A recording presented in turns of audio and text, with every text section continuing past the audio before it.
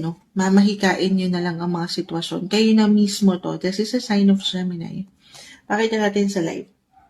Kompleto, Ricardo, na ang sangkap sa menudo. O, di ba pagkain na naman? Kasi may selebrasyon akong nakikita, kaya may pagkain, may pamenudo. Hindi kayo mawawalan. Ano man yan, sektor ng trabaho, proyekto, negosyo, o kaperahan.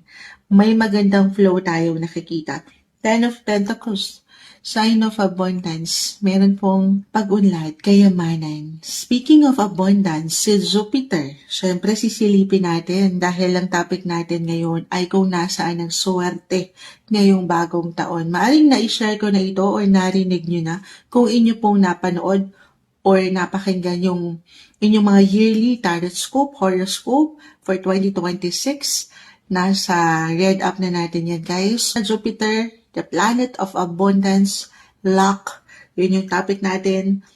Good fortune, still currently nasa inyong mga second house of income, money, wealth, your worth, yung halaga mo, or kaperahan. Diyan po pumapasok din yung tinatawag na hard-earned income.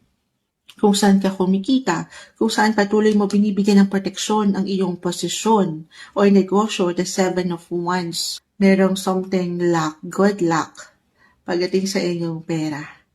Exciting po ang aking nakikita. New positive possibilities, opportunities, the Ace of Pentacles, money-making opportunities, guys.